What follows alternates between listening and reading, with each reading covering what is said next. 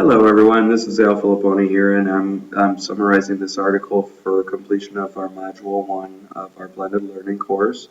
And the article I looked at was Mean What You Say, Defining and Integrating Personalized, Blended, and Competency Education, written by three ladies that all work for the INACOL organization. And the INACOL has really served as our framework for how we're going to implement blended learning in our schools.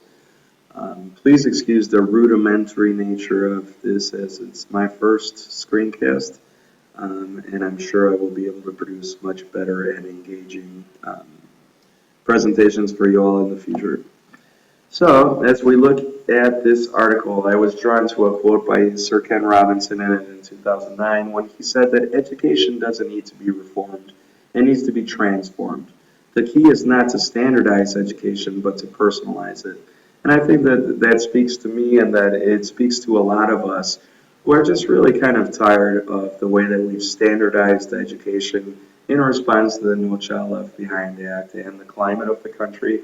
And now is our opportunity really through blended learning and other initiatives that we're involved in here at JT to really transform education. And the best way to transform it is to personalize it for our students. The article goes on to discuss the 5 phases of personalized learning. And really, before I go on, this article was quite lengthy. And at the end of this presentation, there's a link where you can click and access the article directly if you'd like to take a look at it. But it's a summary of all the research on personalized learning. And then at the end, we talk a little bit about the competency-based education, which is really interesting. And I think that that's something that we've been moving towards as a district for quite some time. The 5 phases of personalized learning you can see on the screen here, really starting with the assessment phase, where the teacher is formatively assessing their students daily to find out what their needs are, what their strengths are, what their deficiencies are, and to really come up with a plan on how to attack those students' needs. And you can see that in the second phase, the teaching and learning phase, where the teacher and the students together, based on the formative outcomes that they've given the students and have on their students, the teachers work with their students to select the strategies that are going to help the students build on their deficiencies, or build on their strengths and overcome their deficiencies. The curriculum choice phase really is when students choose their own pathway to learning, and that to me automatically speaks to our efforts for academy and career integration, as well as content integration. And a personalized learning environment, which blended learning really lends itself to, will allow our students to really kind of focus their learning at the rate they want, at the pace they want, and in the depth that they want or need to master the content and the skills that we want our students to know. As we start doing this personalization, what we'll see is the radical departure from typical education phase, which really allows students to build on their progress and take their learning to other levels that would not have been possible in a traditional brick and mortar classroom.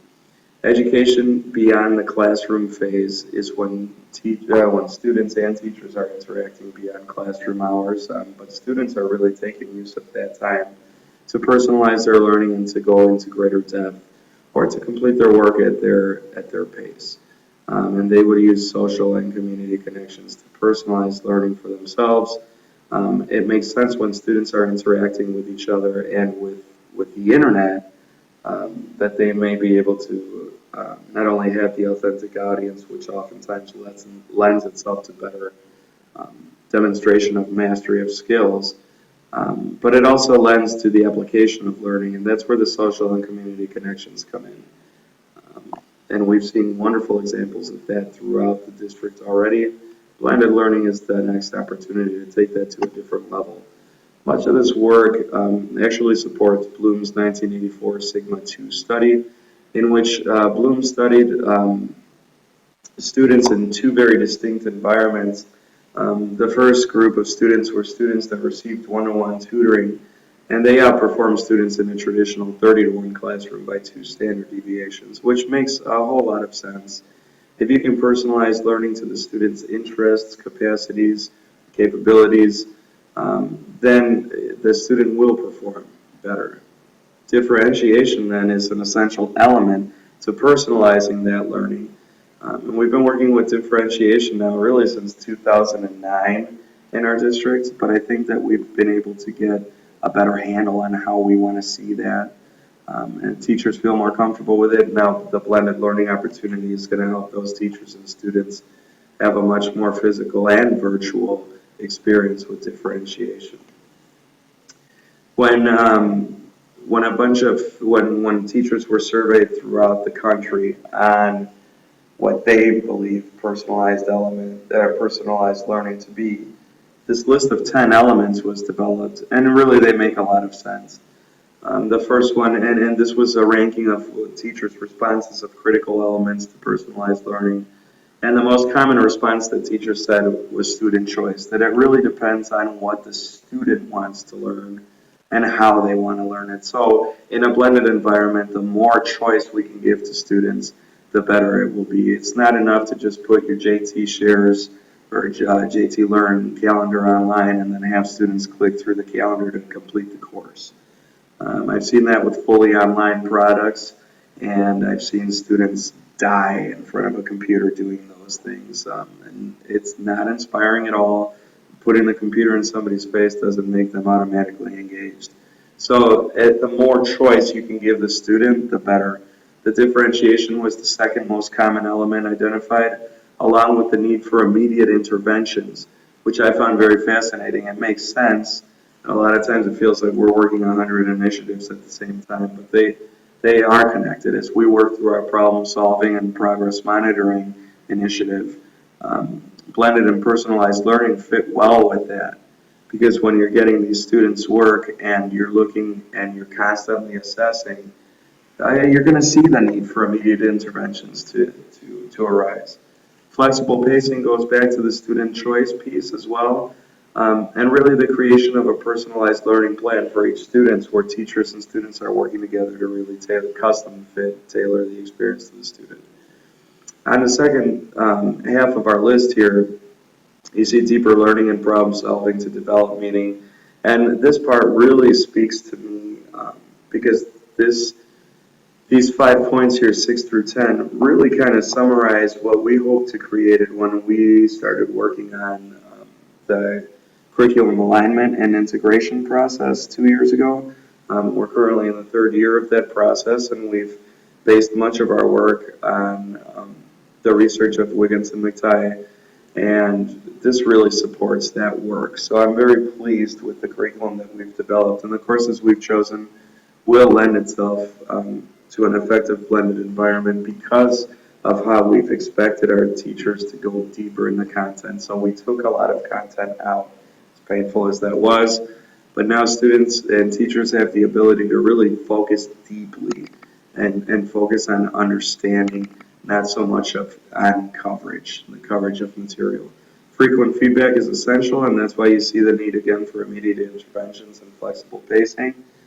Standards-based knowledge and skills, that's what it's all about.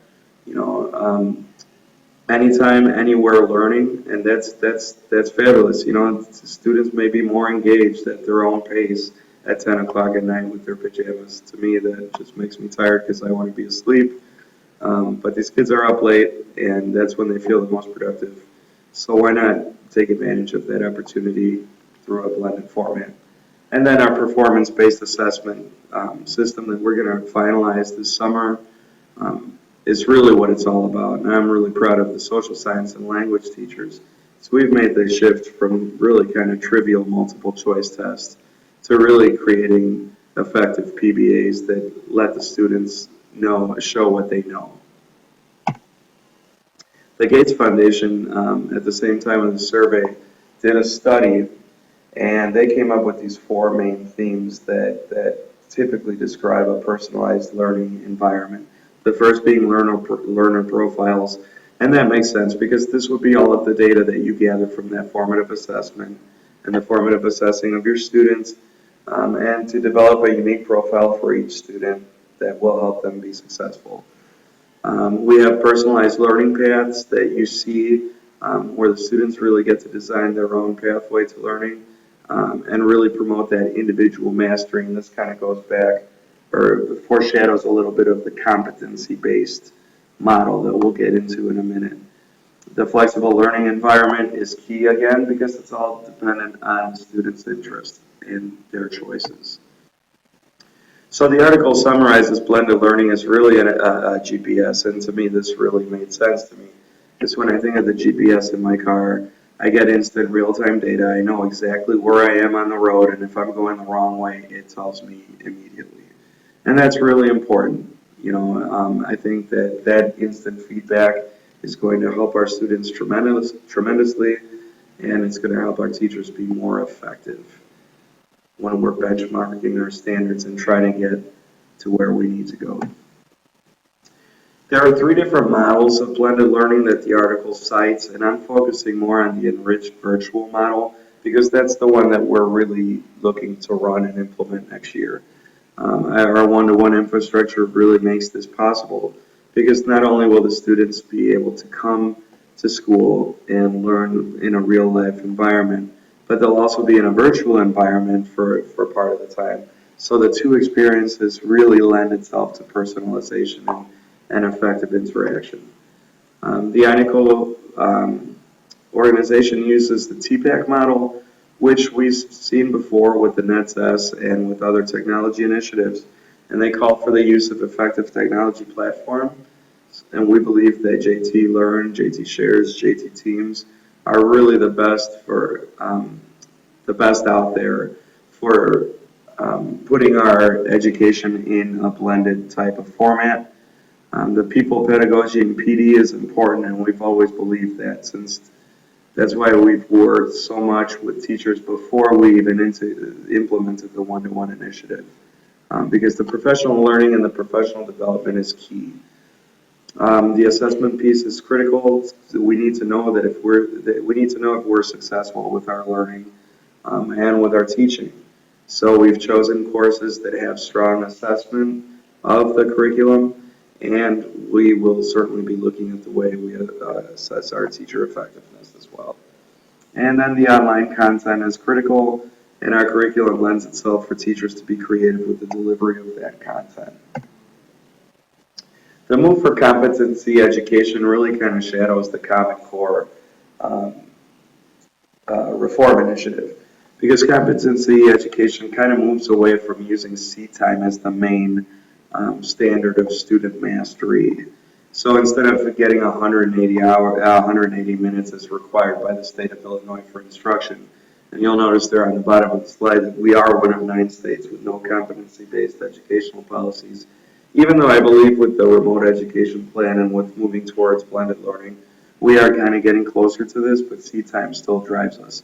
Massachusetts is one of the other states too that's just moving a little bit slower on this, even though they've had some of the most significant success with the integration of the Common Core state standards. But competency education really moves towards this performance-based assessment and personalization that allows students to really, again, show what they know. It promotes options for students, and it lifts them from the 180-hour seat time or 180-minute, whatever it is, requirement for students. It allows students to really know and show their learning, and teachers have much more creativity and choice in lesson planning, which I think is something that we all want, even our students.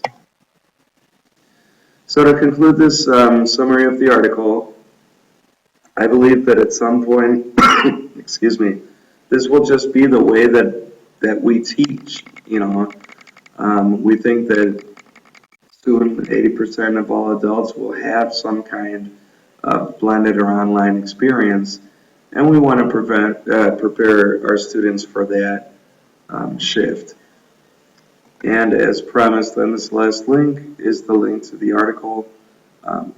Thank you so much for your attention and your interest in the screencast, and I wish you all the best. Thank you.